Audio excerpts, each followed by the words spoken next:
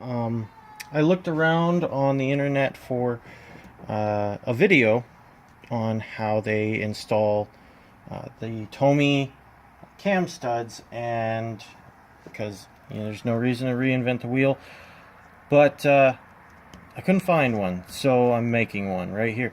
This is where the cam, this is not the right one, but cam caps go, and the original bolts they're just not up to the task of kicking heavy springs, and with a high lift cam, they just experience too much stress.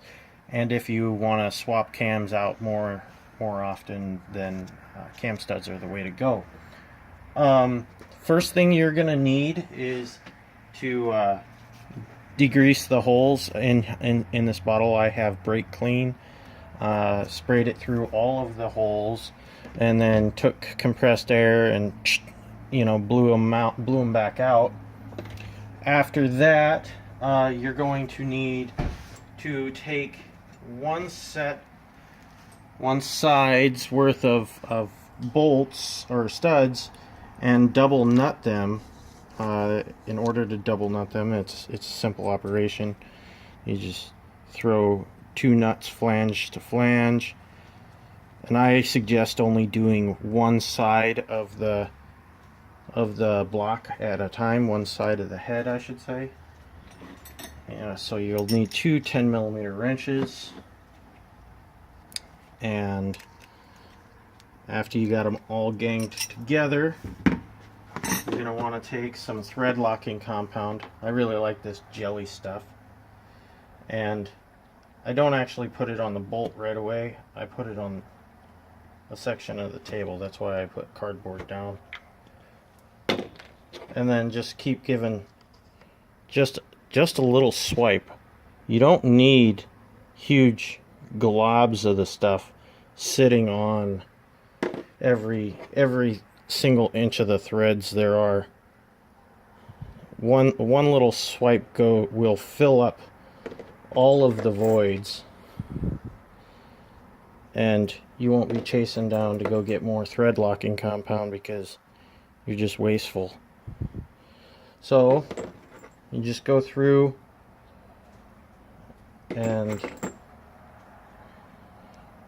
get all of the, and another note is the bullet end actually is designed to bottom out against the drill pilot, so that it preloads the threads, so that way every time you take the studs out of the head, or take the cams off and take the load off of the stud itself, you don't ever take the load off of the threaded section down here, at least not the full load.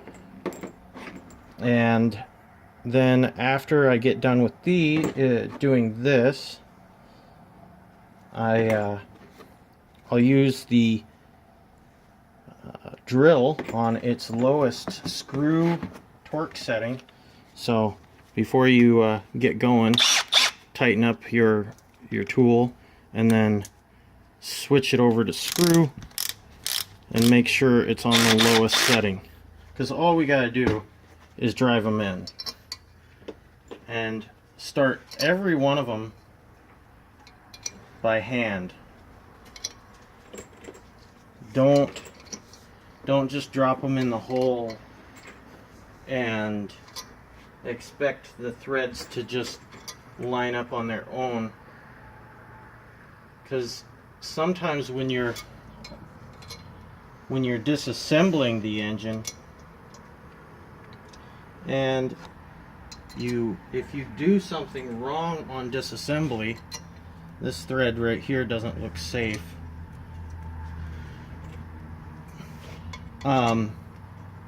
If you or somebody previous to you wasn't careful when disassembling the engine, they may have pulled a thread or two at the beginning. And see, this one has some threads that are slightly pulled, but that feels safe. We'll run that one down by hand.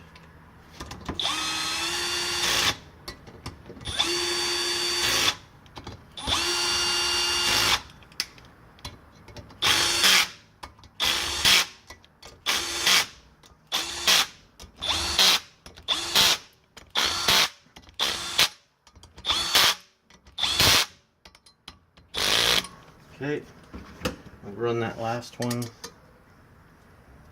down.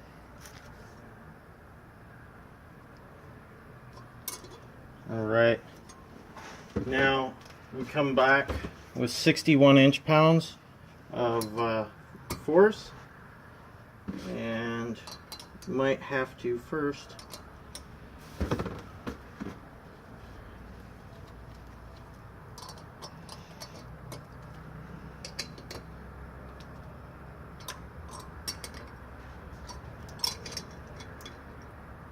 tighten up your double nuts, I guess.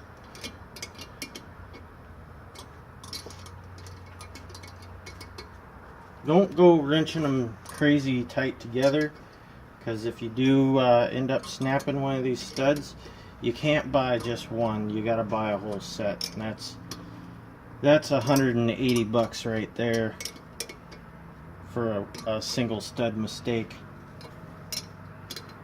You could probably cheap out and go get yourself a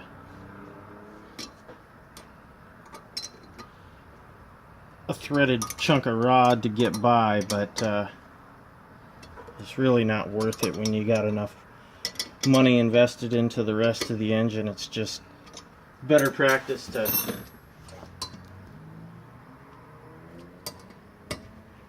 to do it right.